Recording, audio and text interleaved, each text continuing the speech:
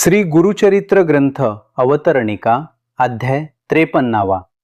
नित्य पठनाने जाणवणारे चित्त थरारक व दिव्य आणि अद्भुत अनुभव. श्री गुरुचरित्र ग्रंथात 53 अध्याय आणि हजारो ओव्या आहेत.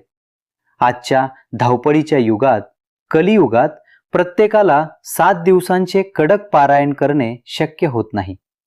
अशा वेळी भक्तांसाठी अवतरणिका म्हणजेच गुरुचरित्राचा सार संक्षिप्त अध्याय हे एक वरदान आहे. अवतरणिका अध्याय 53 म्हणजे 52 अध्यायांचे सार. जसे 100 किलो फुलांची अत्तर एका लहान बाटलीत असते, तशीच ही अवतरणिका आहे. ज्याला गुरुचरित्र वाचायला 7 दिवस लागत असतील त्याला तेच पुण्य अवतरणिका वाचून फक्त 15 ते 20 मिनिटात मिळते. रोज अवतरणिका वाचणाऱ्या भक्ताला असे वाटते की त्याने संपूर्ण गुरुचरित्र वाचले आहे.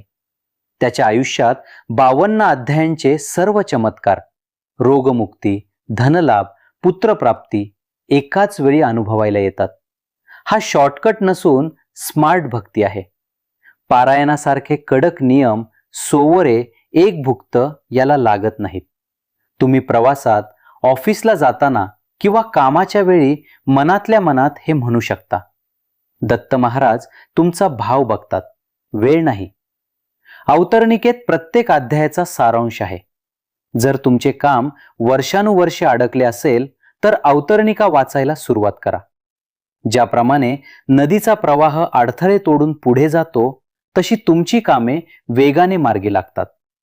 यात नृसिंह सरस्वतींनी केलेल्या अनेक रोगनिवारण कथांचा उल्लेख आहे. घरात कोणी खूप आजारी असेल तर त्यांच्या जवळ बसून अवतरणिका वाचा. औषधांचा गुण येतो आणि पेशंटच्या चेहऱ्यावर तेज परत येते. असाध्य आजारात ही संजीवनी ठरते. विद्यार्थ्यांसाठी हे उत्तम आहे. ही अवतरणिका वाचणाऱ्या मुलांची बुद्धी तल्लख होते. त्यांना वाचलेले लक्षात राहते. अभ्यासातील आळस जाऊन सरस्वती प्रसन्न होते. ज्यांच्या कुंडलीत पितृदोष आहे त्यांनी रोज दुपारी 12 वाजता अवतरणिका वाचावी. पितरांना अन्नाचा नैवेद्य मिळाल्याचे समाधान मिळते आणि ते आशीर्वाद देतात. घरातील कटकट थांबते. नित्य वाचन करणाऱ्याला स्वप्नात भविष्यातील घटनांचे संकेत मिळतात. उदाहरणार्थ, उद्या पाहुणे येणार आहेत किंवा ते काम होणार नाही. हे संकेत तुम्हाला सावध करतात. यात 18व्या अध्यायाचा देखील उल्लेख आहे. डोक्यावर कर्जाचा डोंगर असेल तर तो कमी करण्याचे मार्ग सुचतात. उत्पन्नाचे नवीन स्रोत तयार होतात. अवतरणिका लक्ष्मीला घरात स्थिर करते. तुम्ही अवतरणिका वाचून घराबाहेर पडलात की तुमच्या भोवती एक संरक्षक कड तयार होते. अपघात, वाईट नजर किंवा शत्रूंचे वार तुमच्यापर्यंत पोहोचत नाहीत. तुम्ही सुरक्षित असता. अवतरणिका वाचताना मन आपोआप शांत होते. हजारो विचार थांबतात आणि डोळ्यासमोर फक्त दत्तगुरूंचे चरण दिसतात. ध्यान लागण्यासाठी हे उत्तम माध्यम आहे. अवतरणिका वाचणाऱ्याच्या ताटात कधीच अन्न कमी पडत नाही. घरात धान्याची कोठारे भरलेली राहतात. गरिबी उंबरठ्या बाहेरच राहते. श्री गुरुचरित्र अवतरणिका सतत पठण करणाऱ्या साधकाची जीभ पवित्र होते. तो जे बोलतो, चांगले किंवा वाईट, ते खरे होण्याची शक्यता वाढते. त्यामुळे साधक समंजसपणे बोलू लागतो. यात पिशाच्य मुक्तीच्या अध्यायांचा सार आहे. ज्या घरात बाधा आहे तिथे अवतरणिका मोठ्याने वाचल्यास वाईट शक्ती पळून जातात. घरात कापूर जळल्यासारखा पवित्र सुगंध येतो. ज्या जोडप्यांना मूल होत नाही त्यांनी एकत्र बसून रोज ही अवतरणिका वाचावी. दत्तगुरूंच्या कृपेने वंशाला दिवा मिळतो असे अनेक अनुभव आहेत. आजकाल प्रत्येकाला स्ट्रेस आहे. अवतरणिका वाचल्यावर मेंदूतील तणाव क्षणात नाहीसा होऊन मनाला हिमालयासारखी शांतता मिळते. अवतरणिका म्हणजे दत्तगुरूंना मारलेली संक्षिप्त हाक. जेव्हा तुम्ही खूप संकटात असता तेव्हा पूर्ण पोथी वाचायला वेळ नसतो, तेव्हा फक्त अवतरणिका वाचा. दत्तगुरू धावून येतात. मी आहे हा विश्वास देतात. अनेक भक्तांना नोकरीमुळे किंवा आजारपणामुळे गाणगापूर, अक्कलकोट किंवा नरसोबाच्या वाडीला जाता येत नाही. अवतरणिका वाचताना 5 मिनिटांसाठी डोळे मिटल्यावर तुम्हाला स्पष्ट भीमा अमरजा संगमाचा किंवा कृष्णा नदीचा आवाज आणि गारवा घरात जाणवतो. तुमचे घरच दत्तक्षेत्र बनते. तिथे गेल्याचे पुण्य तुम्हाला घरी बसून मिळते. अवतरणिका वाचताना विशेषतः सिद्ध म्हणे नामधारका ही ओळ वाचताना अचानक अंगावर शहारे येतात किंवा पाठीच्या कण्यातून एक वीज गेल्यासारखी वाटते.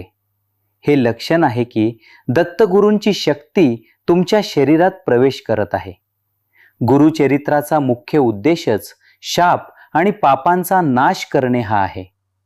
जर तुमच्या कुळाला किंवा घराला कोणाचा जुना शाप असेल, ज्यामुळे घरात सतत मृत्यू किंवा अपयश येत असेल, तर अवतरणिका त्या शापाची तीव्रता मेणासारखी वितरवते. ज्या कामात पिढ्यानपिढ्या यश आले नाही, ते काम तुमच्या हातून पूर्ण होते. श्री गुरुचरित्र ग्रंथ अवतरणिका अध्याय 53. नित्यपठन करणाऱ्याला कधीकधी स्वप्नात एखादे बालक, संन्यासी किंवा सवाष्णबाई येऊन सांगते, मला भूक लागली आहे, उद्या पुरणपोळी कर. दुसऱ्या दिवशी तुम्ही तो नैवेद्य दाखवला की तुमच्या घरातील खूप मोठे संकट टळते. स्वामी स्वतः हक्काने तुमच्याकडे जेवण मागतात. दत्तगुरूंना औदुंबर प्रिय आहे. तुम्ही शहरात फ्लॅटमध्ये राहत असला तरी अवतरणिका वाचताना खिडकीतून येणाऱ्या वाऱ्यात औदुंबर वृक्षाचा किंवा ओल्या मातीचा सुगंध येतो. हा सुगंध सांगतो की तुम्ही एकटे नाही आहात. निसर्गाच्या रूपाने दत्त महाराज तुमच्या सोबत आहेत. ज्यांचे लग्न जमत नाही किंवा लग्नात सतत विघ्न येतात, अवतरणिकेत 14व्या आणि 18व्या अध्यायाचा सार आहे. त्यामुळे हे वाचणाऱ्या अविवाहित मुलामुलींचे विवाह विनासायास सहज जमतात. योग्य जोडीदार मिळवून देणारे हे मॅट्रिमोनी स्तोत्र आहे. श्री स्वामी समर्थ महाराज आणि श्री नृसिंह सरस्वती महाराज एकच असल्याची खूण म्हणजे गुरुचरित्र अवतरणिका. जे भक्त स्वामी समर्थांची सेवा करतात त्यांना प्रश्न पडतो की आम्ही गुरुचरित्र वाचावे का? तुम्ही गुरुचरित्र अवतरणिका वाचत असताना तुम्हाला त्या शब्दांमध्ये आणि लहरींमध्ये अक्कलकोट स्वामींचा चेहरा दिसू लागतो. तुम्हाला आतून खात्री पटते की हे 2 नाहीत, हे एकच आहेत. ही अद्वैत भावना तुमच्या मनाला इतकी मोठी ताकद देते की तुम्ही जगातील कोणत्याही संकटावर मात करू शकता. हा अनुभव फक्त अशाच भक्तांना येतो ज्यांचे अवतरणिकेचे पठण रक्तामध्ये भिनले आहे. साधारणपणे आपण देवासमोर मागतो आणि मग ते मिळते. पण अवतरणिका नित्य वाचणाऱ्या भक्ताच्या बाबतीत एक चमत्कार घडतो. तुमच्या मनात एखादा विचार येतो.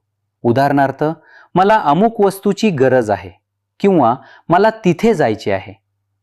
तुम्ही अजून ते कोणाला बोलला सुद्धा नसता, तोच ती गोष्ट तुमच्या समोर हजर होते किंवा ती पूर्ण होण्याची व्यवस्था झालेली असते. दत्तगुरू इतके जागृत होतात की ते तुमच्या ओठांवर शब्द येण्याची वाट बघत नाहीत, तर ते थेट तुमच्या मनातील विचार वाचून कामाला लागतात.